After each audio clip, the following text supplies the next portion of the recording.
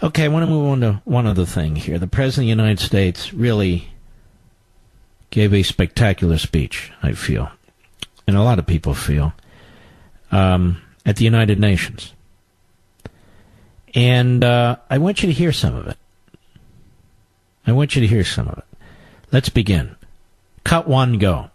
We believe that when nations respect the rights of their neighbors and defend the interests of their people, they can better work together to secure the blessings of safety, prosperity, and peace. Each of us here today is the emissary of a distinct culture, a rich history, and a people bound together by ties of memory, tradition, and the values that make our homelands like nowhere else on earth. That is why America will always choose independence and cooperation over global governance, control, and domination. I honor the right of every nation in this room to pursue its own customs, beliefs, and traditions. The United States will not tell you how to live or work or worship. We only ask that you honor our sovereignty in return. Let's go to cut three on Iran, please. Go. Every solution to the humanitarian crisis in Syria must also include a strategy to address the brutal regime that has fueled and financed it. The corrupt dictatorship in Iran. Iran's leaders sow chaos, death, and destruction. They do not respect their neighbors or borders or the sovereign rights of nations. Instead, Iran's leaders plunder the nation's resources to enrich themselves and to spread mayhem across the Middle East and far beyond. The Iranian people are rightly outraged that their leaders have embezzled billions of dollars from Iran's treasury, seized valuable portions of the economy, and looted the people's religious endowments, all to line their own pockets and send their proxies to wage war. Not good.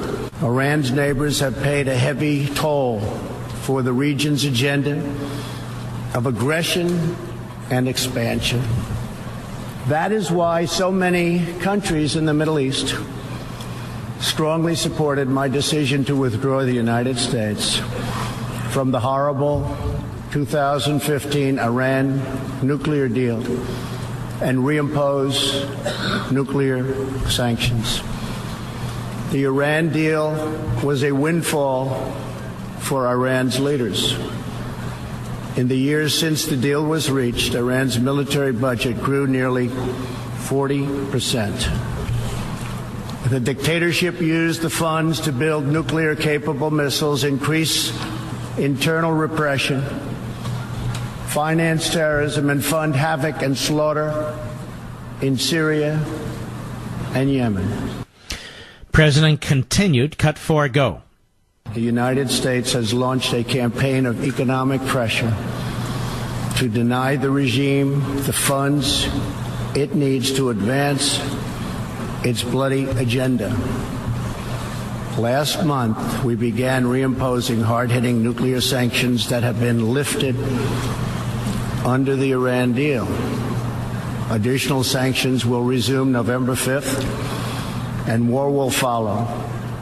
And we are working with countries that import Iranian crude oil to cut their purchases substantially. We cannot allow the world's leading sponsor of terrorism to possess the planet's most dangerous weapons. We cannot allow a regime that chants death to America and that threatens Israel with annihilation to possess the means to deliver a nuclear warhead to any city on earth. Just can't do it. We ask all nations to isolate Iran's regime as long as its aggression continues. And we ask all nations to support Iran's people as they struggle to reclaim their religious and righteous destiny.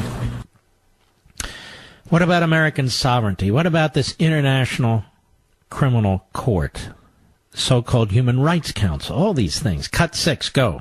I spoke before this body last year and warned that the UN Human Rights Council had become a grave embarrassment to this institution, shielding egregious human rights abusers while bashing America and its many friends. Our ambassador to the United Nations, Nikki Haley, laid out a clear agenda for reform, but despite reported and repeated warnings, no action at all was taken. So the United States took the only responsible course. We withdrew from the Human Rights Council, and we will not return until real reform is enacted. For similar reasons, the United States will provide no support in recognition to the International Criminal Court. As far as America is concerned, the ICC has no jurisdiction, no legitimacy, and no authority. The ICC claims near universal jurisdiction over the citizens of every country, violating all principles of justice, fairness, and due process. We will never surrender America's sovereignty to an unelected, unaccountable global bureaucracy. America is governed by Americans. We reject the ideology of globalism, and we embrace the doctrine of patriotism. Around the world, responsible nations must defend against threats to sovereignty, not just from global governments, but also from other new forms of coercion and domination. You will never, or would never, have heard anything like this from Barack Obama. Nothing like this. This is a fabulous speech. One more clip. Cut 8, go. Currently, we are witnessing a human tragedy, as an example, in Venezuela. More than 2 million people have fled the anguish inflicted by the socialist Maduro regime and its Cuban sponsors. Not long ago, Venezuela was one of the richest countries on earth. Today, socialism has bankrupted the oil-rich nation and driven its people into abject poverty. Virtually everywhere socialism or communism has been tried, it has produced suffering, corruption, and decay. Socialism's thirst for power leads to expansion, incursion, and oppression. All nations of the world should resist socialism and the misery that it brings to everyone. In that spirit, we ask the nations gathered here to join us in calling for the restoration of democracy in Venezuela. Today we are announcing additional sanctions against the repressive regime, targeting Maduro's inner circle and close advisors. You know, I can't even think why a never-Trumper would be attacking this president at this point, given his record, given his actions, given his leadership. I really can't. Unless it's personal and petty, like with Bill Kristol, who tweets out the most insane things every day.